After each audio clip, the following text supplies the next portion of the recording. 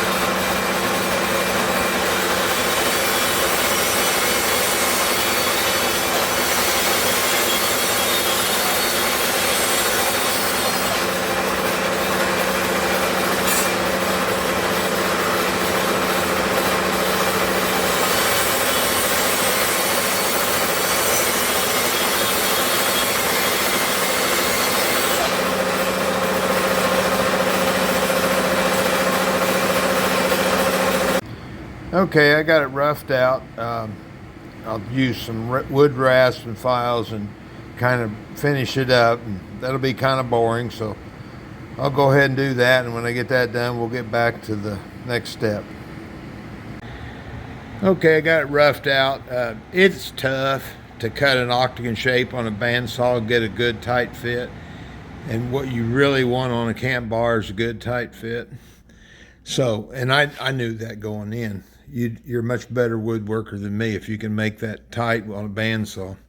But anyway, I'll show you in the next step how we fix all that.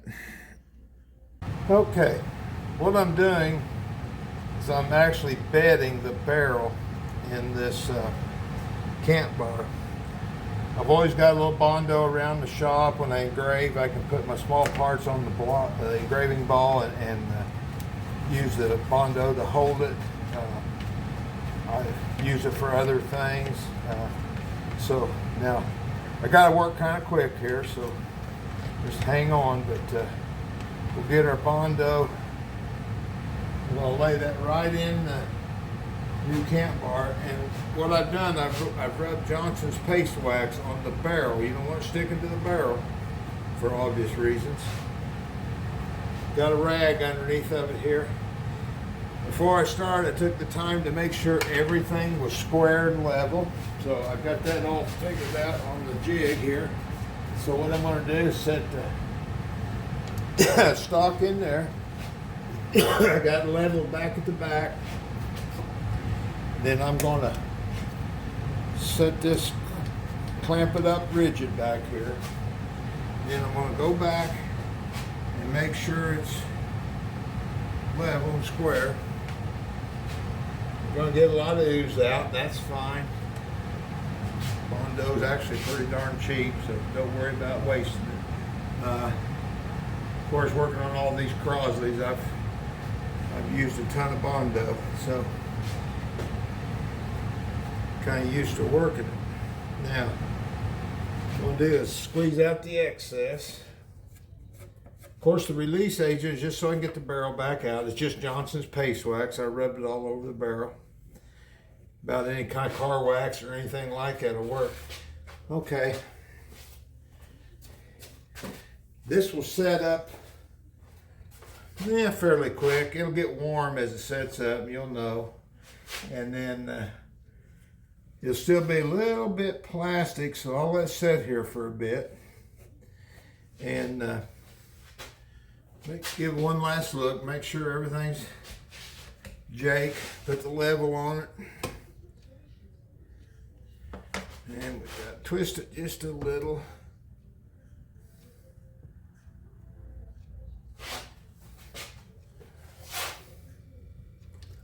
There we go. All right, she's all square. We'll let that set up for a little bit and then we'll get back to it. Okay. Should be set up by now.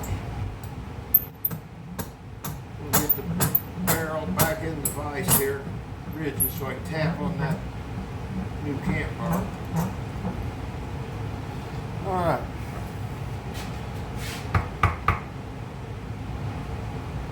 There we go. And as you can see, got a perfect mold in there of the barrel. Now I'm going to let that cure quite a bit longer because it's still just a little sticky down inside. But you can see what I was doing there. It makes sense. So I'll clean that all, let that cure for a while and clean it all up. And I'll probably get back to this tomorrow. So we'll see how it goes. Thanks, guys. Okay, Sunday morning, back from church. We'll get back on this little project. You can see here I've cleaned up the body filler that I used, give it a quick sand to get some of it off. Here's some of the hardware we're going to be doing. These are the aluminum plates, just some aluminum I had under the table. Got a couple of pieces of 5/16 thread there. And these two are the nuts that'll hold it down. Now you could use a wing nut, regular hex nut, or whatever. These are actually all thread connectors, and I just put them in the mill, turn them down, drill, and put a little cross pin in it to give you something to turn. Just something to trick it up a little bit other than just putting a nut on it. So now what we're going to do here, you can see I've marked where I need to drill on both sides of this.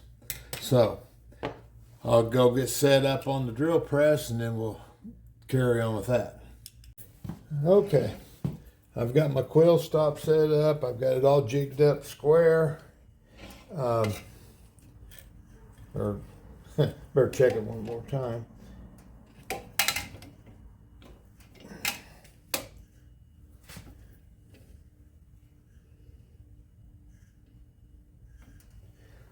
There we go. So we're gonna make first cut.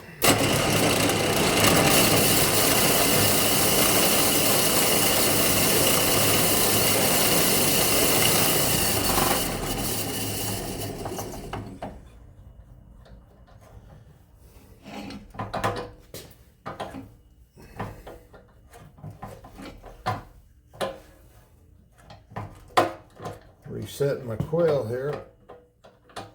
Didn't have it. There we go. All right.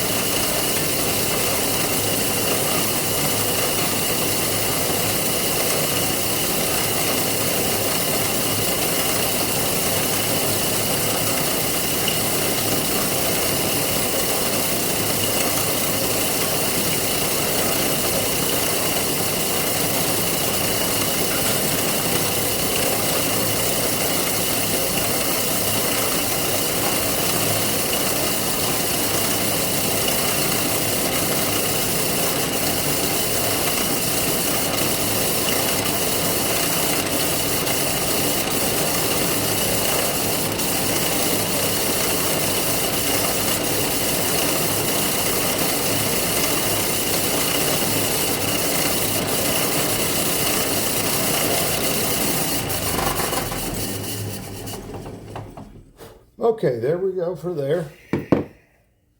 Okay, now I've mixed up some epoxy.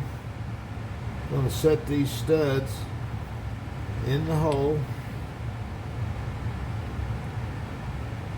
like that, and then what I'm going to do, work a little more epoxy around the base of that, let it kind of ooze in there, give it a little better lock.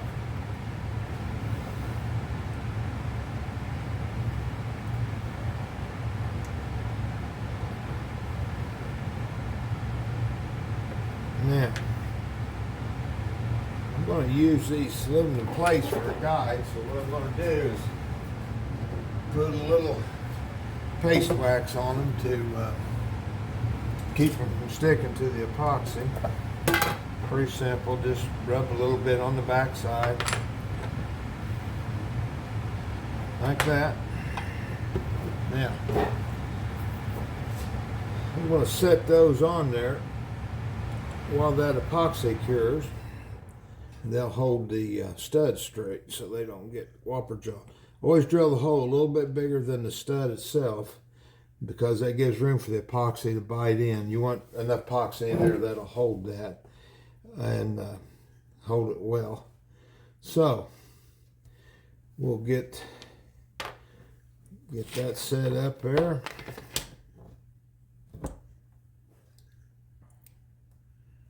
Doesn't take very long for this stuff to cure. Prop that up while it dries.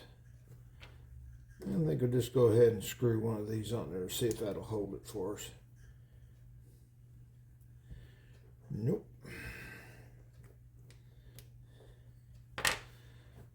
Anyway, there we go.